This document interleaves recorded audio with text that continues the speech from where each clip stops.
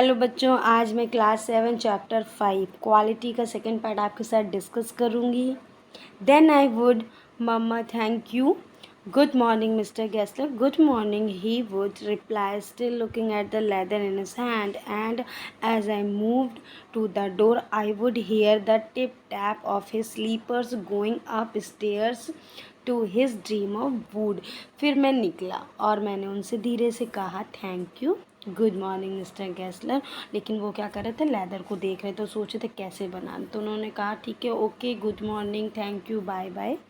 जैसे ही मैं दरवाजे के पास पहुंचा तो उनकी मतलब वापस जहाँ से वो आए थे वहाँ जाने की आवाज़ें आ रही थी, क्योंकि वो सीढ़ियों पे चढ़ रहे थे। तो टिप टैप जो स्लीपर थी उससे आवाज़ें आ रही थी और ऐसा लग रहा था मुझे कि वो अब जूतों की दुनिया में खो जाएंगे, जूतों के सपने में खो जाएंगे, क्योंकि वो जूते बनाना बहुत पसंद, मतलब उसमें बहुत अच्छे से वो बनाते थे। I can't forget that day on which I had occasion to say to him as Mr. Gessler that last pair of boots creaked, और एक ही बार ऐसा ओकेशन हुआ था जब मैंने मिस्टर गेस्लर से कहा कि आपने जो लास्ट पेयर बनाए थे जूते के, उसमें थोड़ी सी आवाज़ें आ रही थी। He looked at me for a time without replying, as if expecting me to withdraw or qualify the statement, then said, "It should not away greed". वो मुझे इस तरह से देख रहे थे कि मैं अपना स्टेटमेंट वापस ले लूँ या जो मैंने कहा है वो कुछ अलग तरीके से कहूँ। फिर वो बोले कि उसमें आवाज़ नहीं आनी चाहिए। It did, I am afraid. लेकिन मैंने कहा नहीं, ऐसा नहीं है, उसमें से आवाज़ें आ रही हैं। You got them wet before they found themselves. वो बोले हो सकता है कि आपने उसे गीला कर दिया हो, क्योंकि लेदर जो होता है अगर पानी में जाता है तो वो ख़राब हो जाता है। I don't think so. मैंने कहा नहीं, ऐसा नहीं है। At that he lowered his eyes as if hunting for memory of those boots, and I felt sorry I had mentioned this grave thing. Send them back, he said, I will look at them. फिर उन्होंने जब वो shoes बनाए थे, जूते बनाए थे, तो वापस उस मेमोरी में चले गए और मुझे ऐसा लगा कि मैंने कुछ अलग कह दिया। आवाज़ ही तो आ रही थी, तो क्या हुआ, क्योंकि उन्हें लग रहा था, उन्होंने जो मतलब मुझे लग रहा था उन्हें देखकर कि मैंने कुछ बहुत बड़ी मिस्टेक कर दी है। और फिर उन्होंने कहा कि उसे वापस लेकर आ जाना, मुझे दिखा लेना, देखो मैं उन्हें देखना चाहता हूँ कि उसमें आवाज़ें क्यों आ रही हैं। Sand boots, he continued slowly, are bad from birth. If I can do nothing with them I take them off your bill. उन्होंने ये भी बोला कि आप ले आओ, कुछ होते हैं कि पहले से ही ख़राब होता है पीस, तो बनाते समय भी हो जाता है, तो कोई नहीं, हम चेक कर लेंगे, अगर ठीक हो गया तो कर देंगे, नहीं तो हम आपके पैसे वापस कर देंगे। Once only I went absent-mindedly into his shop in a pair of boots bought in an emergency at some large firm। सिर्फ एक बार मैं बिना सोचे समझे उनकी दुकान में चला गया, एक ऐसे जूते में जिसे मैंने किसी बड़े फर्म से इमरजेंसी में ख़रीदा था। He took my order without showing me any leather, and I could feel his eyes penetrating his inferior covering of my foot. At last he said, "Those are not my boots."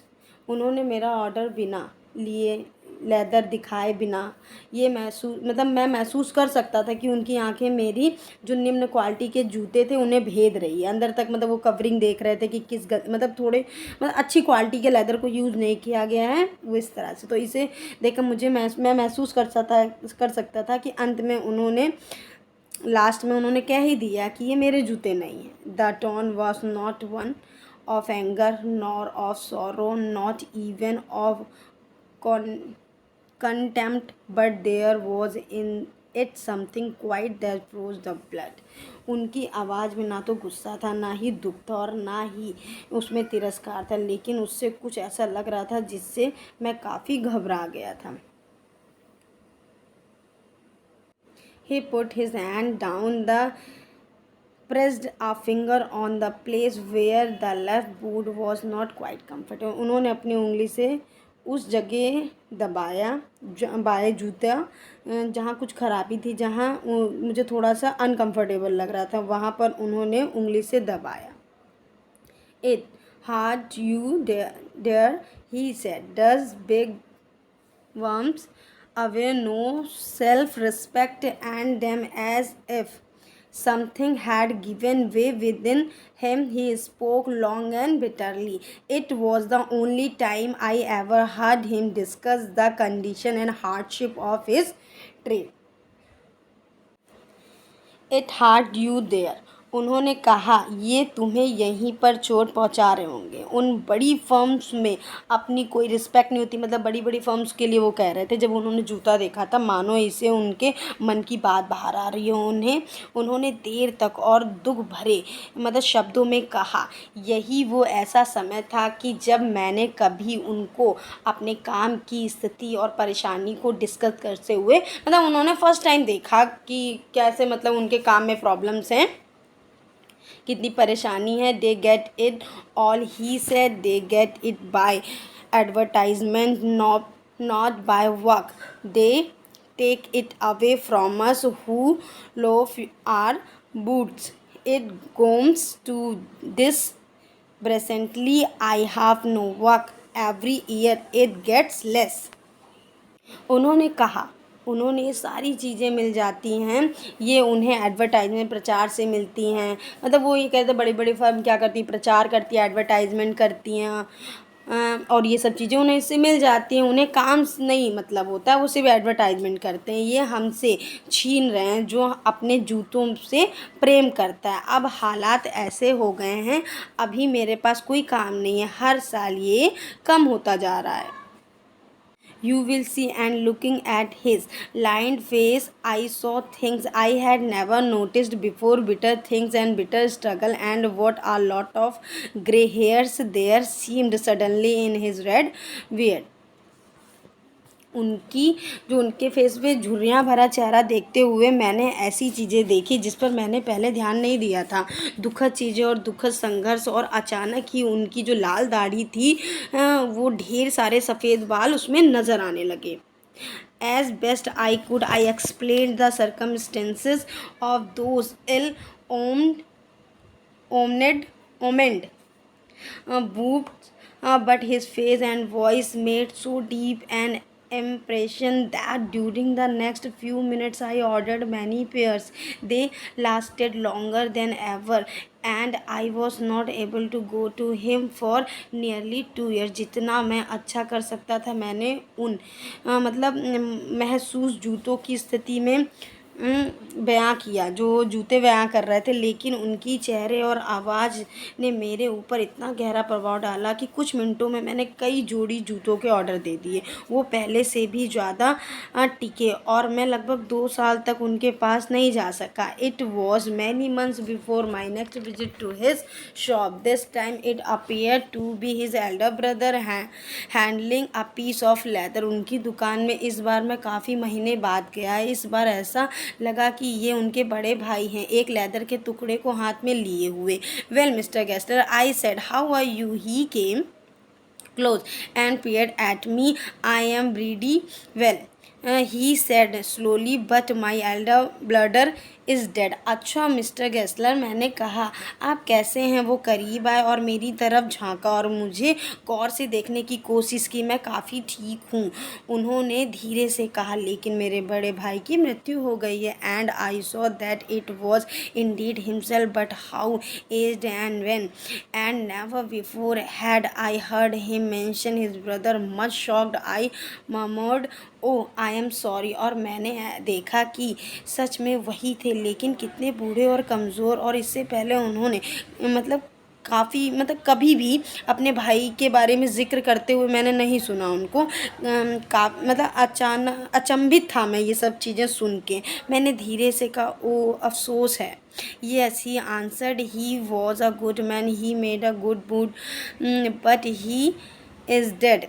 and he touched the top of his head where the hair had suddenly gone as thin as it had been on that of his poor brother, to indicate, I suppose, the cause of his death. Do you want any woods? And he held up the leather in his hand. It's a beautiful piece. उन्होंने कहा, हाँ वो एक अच्छे आदमी थे और वो अच्छे जूते बनाते थे, लेकिन उनकी मृत्यु हो गई और उन्होंने अपने सिर के ऊपरी हिस्से को छुआ और अचानक ही उनके बाल चले गए, बिल्कुल मतलब नहीं बचे, वैसे ही पतले बेचारे जितने उनके भाई के थे। मुझे ऐसा लगा उन्होंने ऐसा किया कि कोई इशारा कर रहे हो मेरी तरफ, अपने भाई की मृत्यु को बयां करने के लिए, उसकी वजह बताने के लिए। क्या आपको जूते चाहिए? फिर उन्होंने ऐसा मुझसे पूछा कि क्या आपको जूते चाहिए। उन्होंने अपने हाथ में लेदर उठाया, ये बहुत सुंदर टुकड़ा है, ये अच्छा लेदर है। I ordered several pairs. It was very long before they came, but they were better than ever. One simply could not wear them out, and soon after that I went abroad. मैंने कई जोड़े order दिए, उन्हें आने में काफ़ी समय लगा, मतलब जूते जो ऑर्डर दिए थे वो ऑर्डर बनने में बहुत समय लगा, लेकिन वो पहले से भी काफ़ी बेहतर थे। कोई मतलब उसे सिर्फ पहन कर घिस नहीं सकता था और वो फिर उसके बाद तुरंत विदेश चले गए। मतलब जो राइटर था वो विदेश चला गया। It was over a year before I was again in London, and the first shop I went to was my old friend's. I had left a man of 60. I came back to one of 75, pinched and torn, who geniusly this time did not at first know me. 1 साल से ज़्यादा के बाद मैं फिर London में था और मेरी पहली दुकान जहाँ मैं गया वो मेरे बूढ़े दोस्त की थी, जहाँ मैं एक 60 वर्ष के आदमी को छोड़ के गया था और मैं एक 75 वर्ष के आदमी के पास था, दुबला पतला और बूढ़ा, जिसने वाकई में इस बार मुझे नहीं पहचाना। डू यू फिर उन्होंने मतलब do you want any boots? He said I can make them quickly, it is a track time. क्या आपको जूते चाहिए? उन्होंने कहा, मैं उन्हें जल्दी से बना सकता हूँ, ये मंदी का समय है। I answer, please please, I want boots all around every kind. मैंने जवाब दिया, प्लीज़ प्लीज़, हाँ हाँ बिल्कुल, मुझे हर तरह के जूते चाहिए। I had given those boots up when one evening they came one by one. I tried them on, in shape and fit, in finishing and quality of leather. They were the best he had ever made.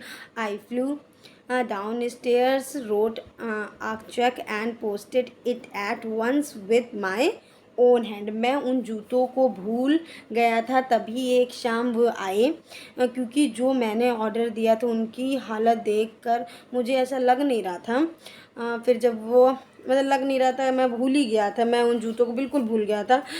तभी वो एक शाम आए और मैंने फिर एक एक करके उन्हें ट्राई किया। जो उनकी फिनिशिंग और क्वालिटी थी वो सबसे ज़्यादा अच्छी थी, जो उन्होंने कभी जो पहले बनाए थे उससे भी ज़्यादा अच्छी थी। मैं सीढ़ी से मतलब जल्दी से सीढ़ी से नीचे आया, चेक लिखा और तुरंत पोस्ट कर दिया अपने ही हाथों से।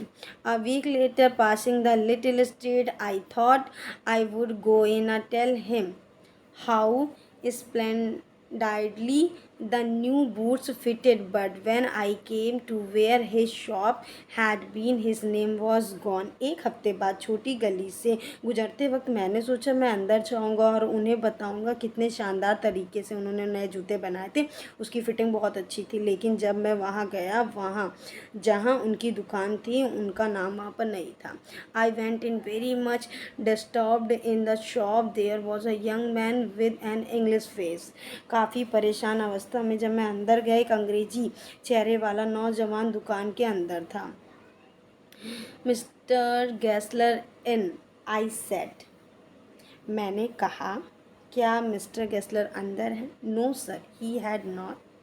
No, but we can attend to anything with pleasure, we have taken the shop over.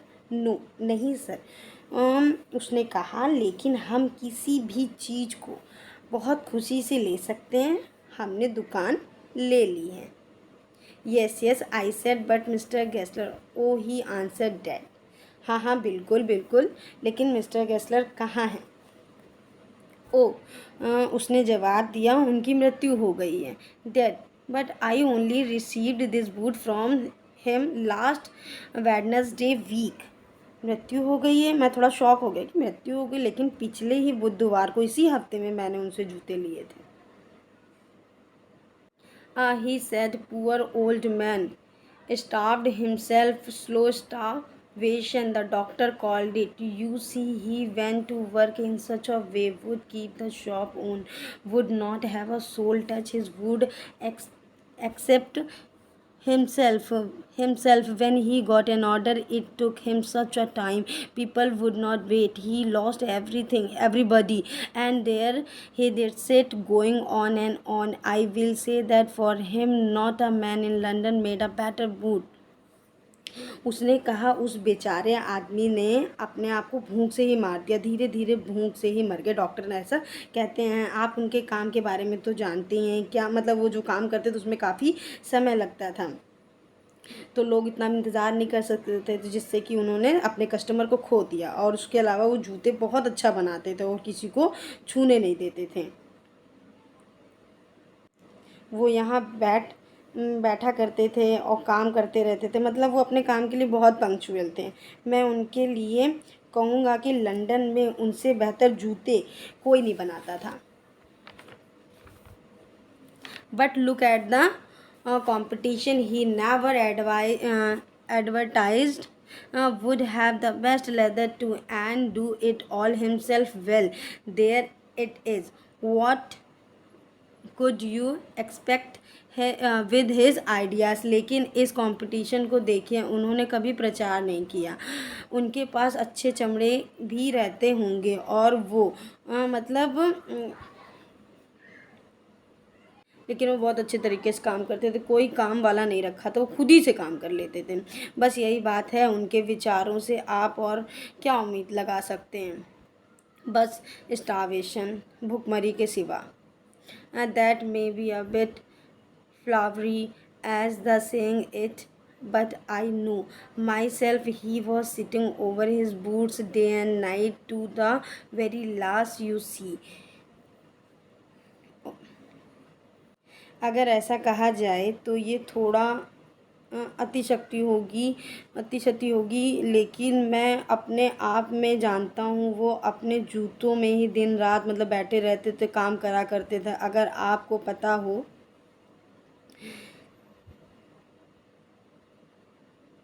watch him, and never gave himself time to eat, never had a penny in the house, all went in rent and leather. How he lived so long I don't know. He regularly let him fire on or go out. He was a character, but he made good boots. Yes, I said he made good boots. अगर आपको पता होगा तो वो क्या, अपने जो जीवन के अंतिम क्षण तक उन्होंने क्या किया, मतलब मैंने उन्हें देखा है, वो अपने आप को कभी खाने के लिए समय नहीं देते थे, उनके घर में पैसा भी नहीं होता था, सब किराए और चमड़े में चला जाता था।